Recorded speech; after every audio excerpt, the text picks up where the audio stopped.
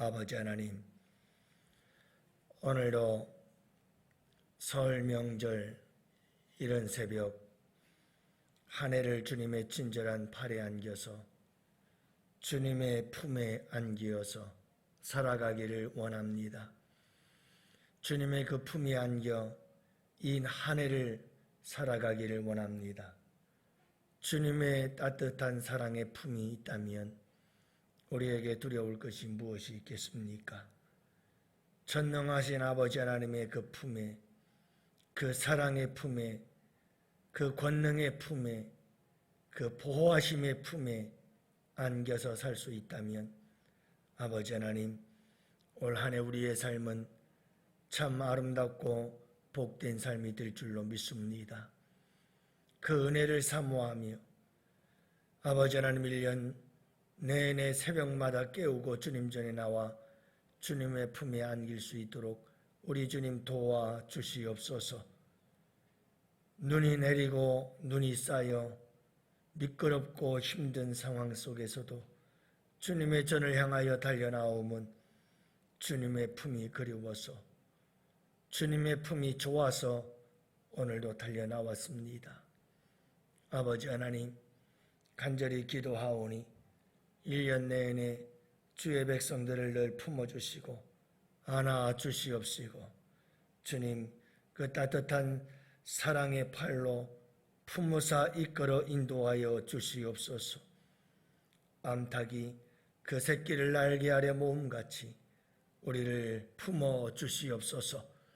우리 교회를 품어 주시옵시고 우리 양원의 성도들 모두 가정마다 우리 주님께서 그 따뜻한 사랑의 날개 아래 품어 주시옵소서.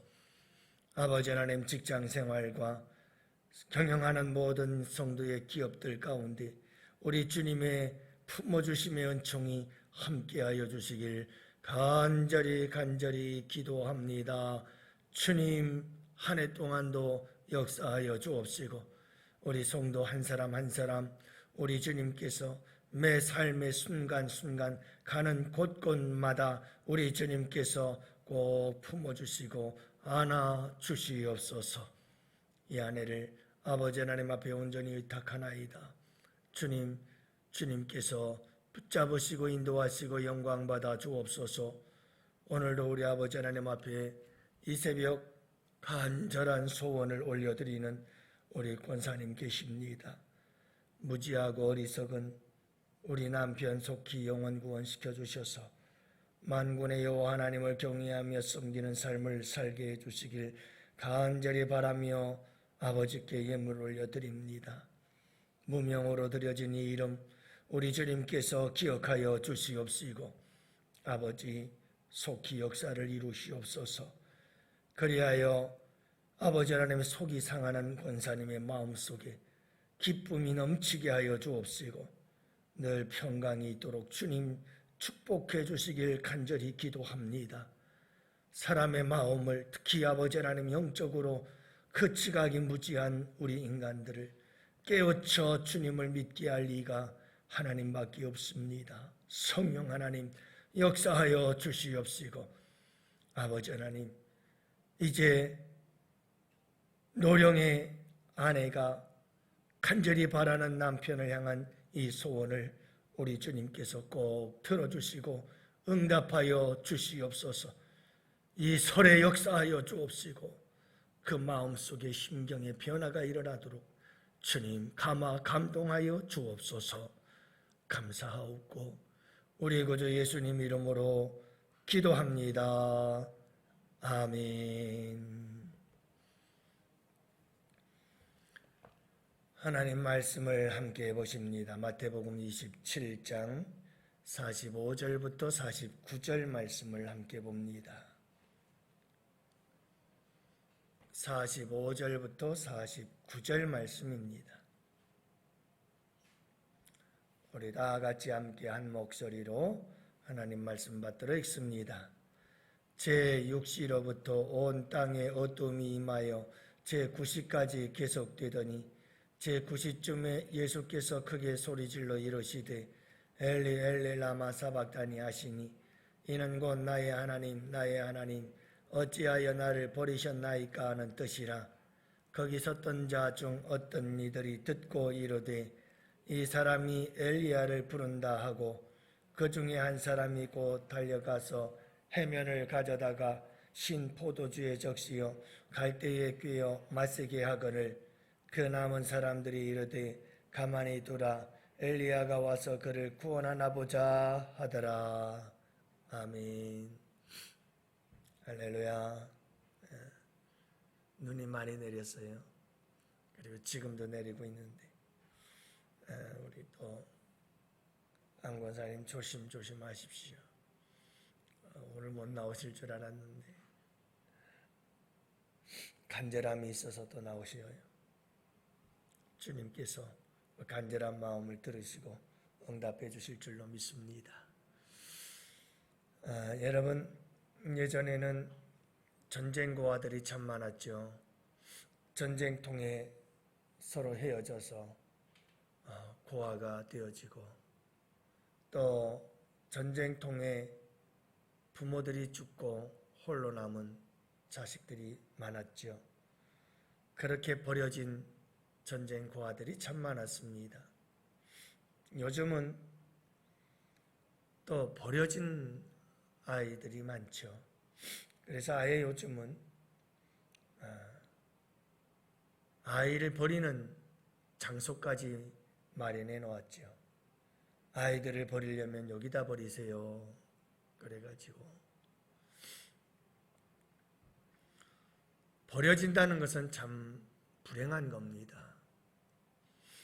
아이들을 키울 때도 첫째 아이가 부모의 사랑을 받고 잘 자라다가 둘째가 태어나면 이 첫째는 버려진다는 느낌을 받는다고 해요.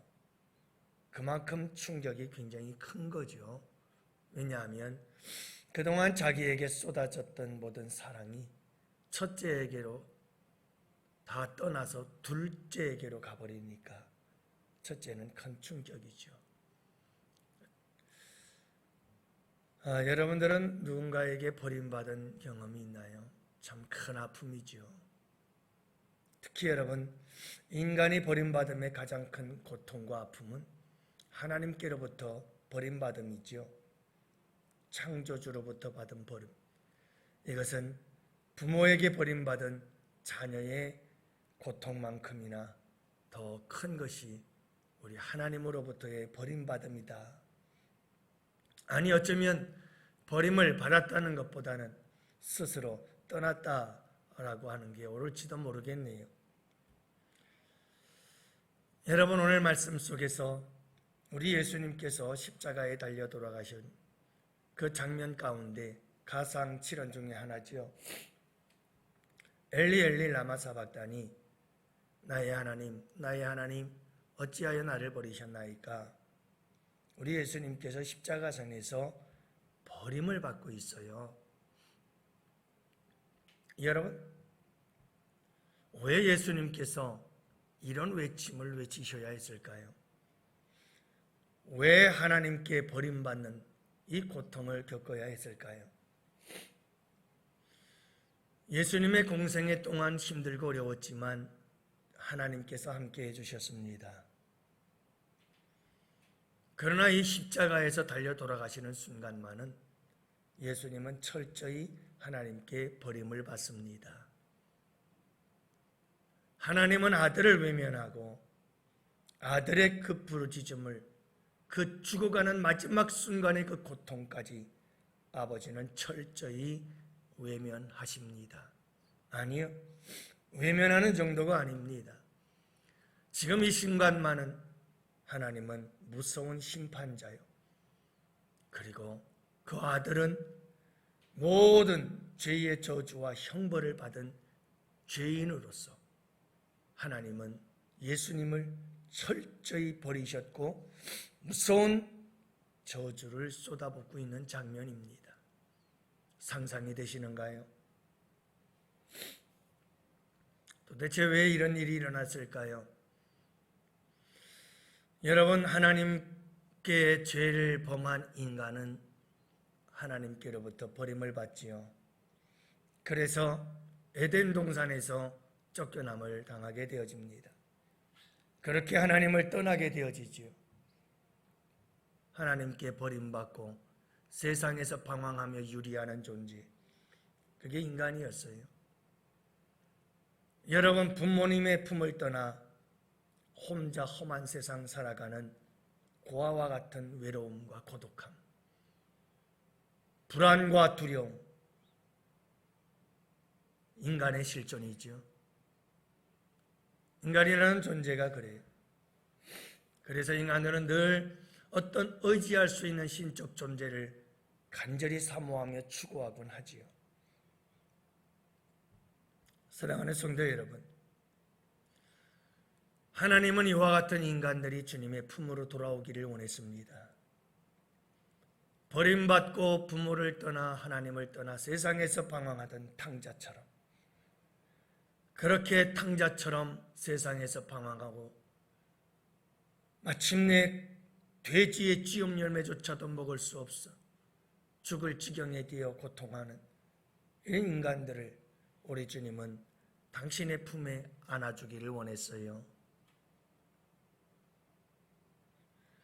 여러분, 호세아 선지자의 글을 읽어보면 압니다마는 그렇도록 하나님께서 돌아와서 내 품에 안기라고, 돌아와서 내 품에 안기라고 그렇게 외치고 또 외쳐도 그들은 하나님을 멀리 떠나지요.